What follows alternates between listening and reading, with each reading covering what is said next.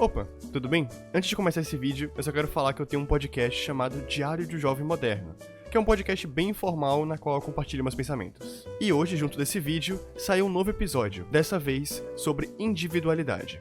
E toda semana vai ter um episódio novo. Então eu te vejo lá depois aqui. Então fica bem e bom vídeo. Esses dias eu tava procurando alguns jogos indies no site itch.io, que é tipo um game jolt, mas na minha opinião um pouco mais organizado, e de vez em quando eles vendem uns pacotes beneficentes com milhares de jogos. Então, é um bom site. Enquanto eu procurava algum jogo interessante, eu achei esse Desktop Goose, que era tipo um daqueles assistentes de desktop, mas era inspirado no jogo Untitled Goose Game, que literalmente fazia sua área de trabalho se tornar um inferno. Com ele sujando sua tela, pegando o seu mouse, colocando imagens aleatórias de ganso no seu desktop, enfim, um inferno. Mas ver toda essa tragédia me fez lembrar de uma época que realmente existiam esses assistentes da Microsoft, e que eles eram realmente úteis, e não uma aberração como esse ganso. Na verdade, eu acho que falar realmente útil é meio exagerado, já que, se eles fossem realmente úteis, eles existiriam até hoje. Bem, então tá na hora da gente desenterrar uma história de mais de 20 anos atrás, mais especificamente do ano de 1995. O ano em que a Microsoft criou um dos seus maiores erros, e junto dele, dezenas de assistentes que seriam lembrados até os dias atuais. Então, eu sou o Tropia, e sejam bem-vindos à história do nascimento e do declínio do Microsoft Bob. Bem, antes de introduzir o Microsoft Bob, eu preciso dar um parâmetro do que era o Windows antes dele. Antigamente, quando toda a ideia de computador caseiro ainda era uma grande novidade, a Microsoft se viu com um grande problema. Eles tinham um produto incrível, um produto que calculava pra você, que acessava a internet, salvava anotações, tinha programa pra tu pintar, dava pra enviar e-mail, enfim, o futuro tava bem ali. Mas por mais que o produto fosse incrível, ninguém sabia usar esse troço direito. Pensa que até hoje em dia, tem pessoa que ainda sente dificuldade em aprender como utilizar o PC. Agora imagina 25 anos atrás, e com uma interface ainda mais confusa e monocromática. Reclamações constantemente chegavam no pessoal da Microsoft por eles terem um produto inacessível demais para pessoas leigas. E foi então que eles tiveram uma ideia. Por que não deixar a área de trabalho muito mais divertida e acessível para todo mundo? E foi com essa questão que nasceu o Microsoft Bob. O Microsoft Bob, ou Microsoft Utopia, para você ter uma ideia de como eles estavam apostando nessa ideia, era simplesmente um software que iria fornecer uma interface mais amigável para o seu Windows, tanto que toda a interface baseava em uma casa, para poder ser mais intuitivo no geral. E enquanto você andava pela casa, havia um cachorrinho que ficava te dando instruções e dicas de como navegar direito. Então, se não bastasse o desktop ter virado uma casa, ainda tinha um bicho te ensinando a todo momento, pra tu ver o desespero da galera. Exemplo, todos os cômodos tinham pelo menos um calendário indicando o dia que você estava. Alguns tinham um relógio para indicar as horas. E nesse em específico, tinha uma região com alguns papéis que era praticamente um Word, onde tu podia escrever e até bordar o seu papel para ele ficar mais bonitinho. Se tu quisesse enviar esse arquivo por e-mail, do lado tinha uma região de envio de cartas, que você podia enviar para algumas pessoas. O Microsoft Bob também tinha um guia financeiro do Bob, que eu realmente não faço ideia, mas parece que era um livro de tutoriais sobre a vida. Tipo, como financiar um carro, como comprar uma casa, contas bancárias, colégio, faculdade, enfim. Se você fosse uma criança, você iria ser ajudado pelo Microsoft Bob. E se você fosse um adulto, eu acho que também serviria para você.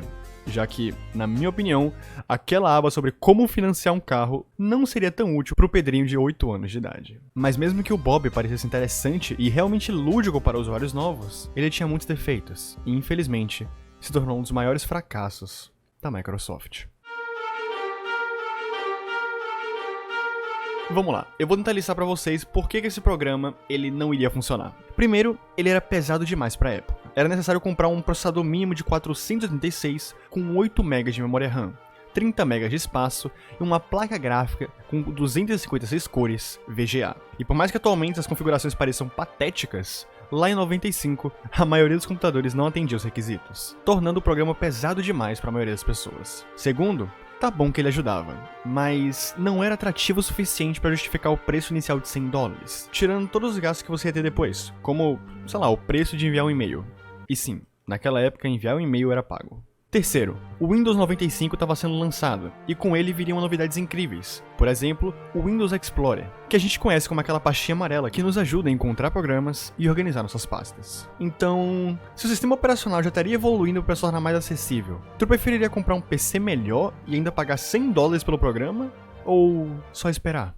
Sabe, até podia ser interessante, mas na época certa, porque talvez o Microsoft Bob tenha aparecido tarde demais para sua utilidade, ou cedo demais para sua demanda gráfica. Vai saber. Ah, e além disso tudo, de todos esses problemas, o Microsoft Bob também trouxe a pior coisa existente. A fonte Comic Sans. Sim, Comic Sans. E o mais irônico é que nem no próprio programa do Bob a fonte é utilizada. Então, tipo, eles só trouxeram e deixaram em todas as atualizações do Windows. Então, além de falhar, popularizou a fonte mais feia que existe. E eles nem usaram. Mano, era só o que me faltava, sério. Chegamos em 96. O Microsoft Bob tá morto, mas os seus resquícios ainda continuaram engatinhando. Como a ideia do Bob era facilitar o uso de seus usuários, a criação de assistentes foi inevitável. Acho que você pode lembrar de algum deles, como The Wizard, Dot, Hoover the Dog e o meu favorito, o Clip. Na real, o Hoover, ele aparecia como assistente principal quando você abria o Microsoft Bob. Olha só ele aí, te ensinando qualquer coisa que você realmente não se importa em saber. E depois do Bob, eles reapareceram em vários locais. O Hoover, por exemplo, se tornou o assistente de busca do Windows XP. O Clip virou um assistente do Office, te ajudando a usar o Word ou o Excel, por exemplo. E os outros viraram assistentes secundários, que tu podia escolher para te ajudar enquanto os tutoriais chatos estavam passando. O negócio, sendo bem sincero, é que eles não eram tão úteis assim. E ao longo da evolução da internet, conforme as pessoas foram aprendendo a usar os programas direito, esses assistentes foram caindo no esquecimento. Literalmente como se fosse o Andy de Toy Story e chegasse a hora de você ir pra faculdade. Por mais que você amasse o cachorrinho ou o clipe de papel com olhos esbugalhados, você sabia que ele não servia mais pra você. E foi então que aos poucos, os mascotes foram sumindo. Primeiro o Clip, depois o Hoover e consequentemente, todos os outros. E por mais triste que seja, sabe, faz parte. A mudança sempre vai acontecer. Queira a gente, ou não. Como eu me sinto atualmente? Sei lá, acho que é um pouco incomodado. Sabe, pensar que o mais próximo que eu tenho desses assistentes atualmente é esse ganso maldito que fica me matando nos jogos, ou esse macaco roxo que mais parece um vírus de computador do que algo que realmente te ajuda, sabe, não me deixa muito satisfeito. Mas é o que eu tenho, né? Fazer o quê? É só engraçado ver como a Microsoft tentou ajudar as pessoas simplificando seus sistemas, e só confundiu mais ainda. Mas bem, obrigado por ter me escutado, mas agora eu vou ter que ir. Antes que esse maluco desse ganso comece a pensar na ideia de enviar mensagens pras pessoas, enquanto eu não estiver por perto.